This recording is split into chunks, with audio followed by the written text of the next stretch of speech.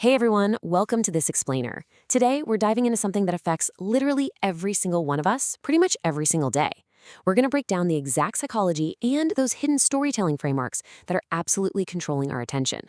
Seriously, if you've ever found yourself just paralyzed, staring at a screen, promising yourself, okay, just one more, well, then you definitely need to pay attention to this. Because today, we're cracking open the exact playbook they use. Okay, let's dive into this. Have you ever wondered why you can sit there and just consume content for hours, like totally unable to stop scrolling or clicking next? Look, it's no accident. It is a highly calculated psychological tactic designed to create this mental itch right inside your brain. It's a phenomenon so powerful that once it starts, your brain literally physically craves the resolution. I'm going to tell you exactly what this mental itch is and the secret to how it operates, but I'll save the final reveal on how to actually beat it for just a little later. You'll see why in a moment. To really grasp how deep this goes, we have to look at the academic research.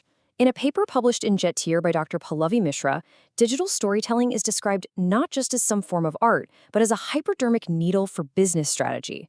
I mean, wow, that is an incredibly powerful metaphor, right?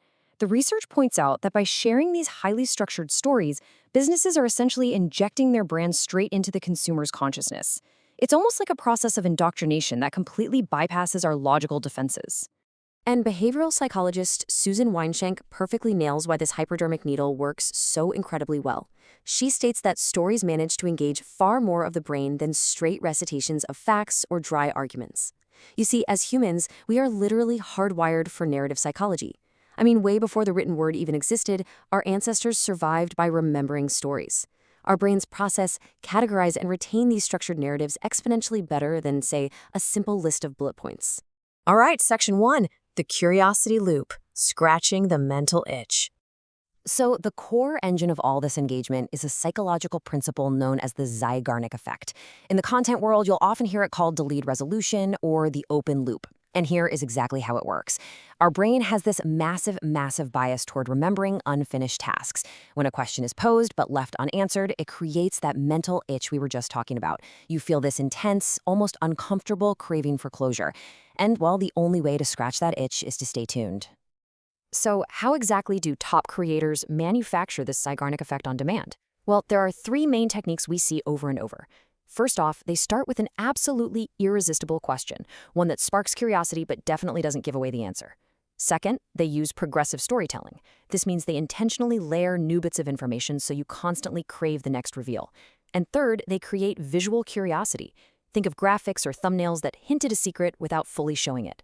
The real magic trick here is that just when you think you figured it out, a brand new question pops up and the whole loop resets. Let's look at a classic example of how this actually plays out in practice, the practical pizza narrative. Imagine watching a story about someone trying to bake the world's absolute largest pizza. Your first open loop, the setup, is simply, can they do it? But before that loop ever gets closed, an obstacle pops up. The creator doesn't have an oven big enough. Boom, that's a new loop. Once they finally figure out how to build a giant oven, well, where do they get enough flour? Solving one problem instantly opens up the next. The viewer stays completely hooked because the big overall loop cannot be closed until all these tiny micro loops are resolved. Section 2. Scripting for engagement, applying the loop. Let's take a second to compare dry facts against a truly story-driven narrative. Think about this. If Apple just released a boring list of technical specs for the very first iPod, nobody would remember it. Instead, they relied heavily on story and emotion. There's this famous anecdote that during the iPod's development, the engineers brought Steve Jobs a prototype. Jobs took one look at it and said, "It's too big." The engineers pushed back, arguing it was physically impossible to make it any smaller. So Jobs walks over to a fish tank and drops the prototype right in. As it sinks to the bottom, these little air bubbles float up to the top. Jobs points at the tank and says, "Those are air bubbles. That means there's space in it. Make it smaller." That story, it's unforgettable. It's emotionally resonant, and it proves the point a million times better than any spec sheet ever could. And this brilliantly illustrates just how vital structure is to narrative success. Take a look at this proven structural formula, one that's heavily utilized and popularized in Hindi YouTube script writing, a space that, by the way, boasts over 400 million viewers. It is a very rigid four-part formula. It always starts with a 15-second hook, usually a shocking fact or a crazy question. Literally, if you don't catch them in those first 15 seconds, they're gone. Then comes the setup, from 15 seconds to 1 minute, telling the viewer exactly why they should care. After that, the main content is delivered in segments, with retention hooks deliberately built in every 2 to 3 minutes. And finally, a call to action. It is quite literally a calculated assembly line for human attention. Moving on to Section 3, Creating at Scale, the AI Revolution. Now that this blueprint for human attention has been fully decoded, we are entering a totally new era. Modern educators, creators, and corporate trainers, they aren't just making these manually anymore. No way. They are scaling these exact storytelling techniques using artificial intelligence. And the financial shift here is absolutely staggering. Traditionally, if you wanted to produce educational or training content with a professional studio or animation crew, it would cost you anywhere from $500 to $10,000 per finished minute. I mean, it required whole teams of people. But today, by using AI generation to create fully faceless videos, where you combine AI visuals with AI voiceovers, that cost plummets to roughly $2 to $10 per entire video. It is a shocking level of affordability and speed, and it is completely disrupting the industry from the ground up. This massive disruption is driven by a highly efficient, 4-step faceless AI workflow. First step, you script the lesson, and you focus heavily on that numbered beat-by-beat structure we talked about earlier.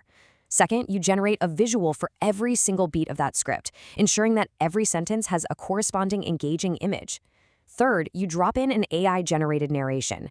And fourth, you assemble the clips and add captions, which, by the way, are completely non-negotiable since so much content these days is watched on mute. It's essentially a high-speed production line. But hey, here is the catch. Even with the absolute cheapest, fastest AI tools out there, the psychology of engagement is still mandatory.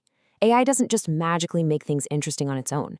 To really maximize retention, creators still have to open with a curiosity-inducing question. They force visual changes every 20 seconds, because our brains literally reset their attention span every time there's a visual change. They make sure to show concrete examples before abstract concepts, and they always end with a cliffhanger question to drive you straight to their next piece of content. The tool changed, right? But the psychology didn't. Let's move to Section 4, Hooking Your Own Brain. Beating procrastination.